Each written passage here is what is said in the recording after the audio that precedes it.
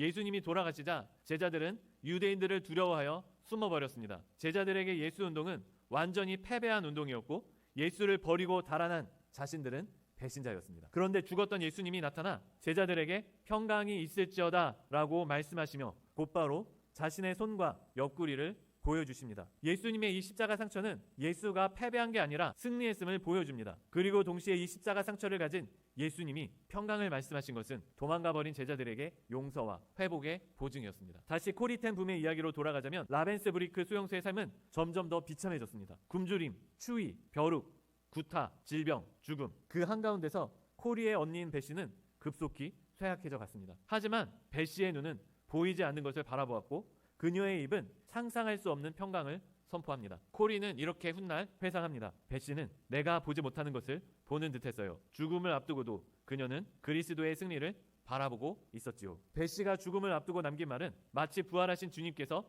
제자들에게 상처를 보여주며 평강이 있을지어다라고 말씀하신 것처럼 고통받는 이들을 향한 용서와 회복의 보증이 되었습니다. 베시는 죽기 전에 이렇게 말했습니다. 아무리 깊은 구덩이라도 하나님의 사랑은 그보다 더 깊습니다. 끔찍한 상황 가운데에서 굶주림과 벼룩과 고통 가운데에서 마지막으로 죽어가면서 남길 수 있는 말 중에 이거보다 더 큰 말이 없는 것 같습니다. 우리가 평안할 때는 이런 말을 할 수가 있어요. 우리가 행복할 때는 쉽게 이런 말을 합니다. 그런데 지금 그 누구보다도 끔찍한 고통 가운데 있는 베시가 이 말을 한다는 거예요. 아무리 깊은 구덩이라도 하나님의 사랑은 그보다 더 깊습니다. 그리스도의 못자국 난 손과 찔린 옆구리를 직접 보지는 못했지만 베시는 그 흔적을 하나님의 말씀 안에서 분명히 믿음의 눈으로 바라보았습니다. 예수의 십자가 고통과 죽음이 실패가 아니라 승리인 것처럼 자신의 죽음도 실패로 바라보지 않았습니다. 베시는 1944년 12월 16일 리벤스부리크 수용소에서 조용히 눈을 감았습니다. 그리고 약 2주 뒤 코리는 전혀 예상치 못한 행정착오로 석방되었습니다.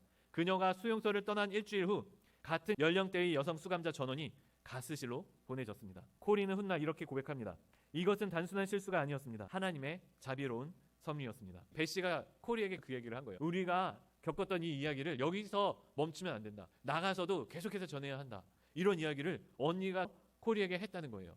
그리고 베시가 죽고 나서 나치가 이제 코리와 그와 비슷한 나이대의 사람들을 다 죽이기로 결정을 합니다. 그런데 행정착오로 코리가 살아난 거예요. 풀려난 거예요. 코리 텐 붐과 베시 텐 붐에게 있어서 그리스도의 상처는 실패가 아닌 승리의 표식이었고 베시의 상처 또한 그렇게 하나님의 사랑과 평강을 증언하는 흔적이 되었습니다. 십자가에서 시작된 평강은 죽음을 넘어 철조망을 넘어 코리와 베시의 믿음 속에 실제로 임했습니다.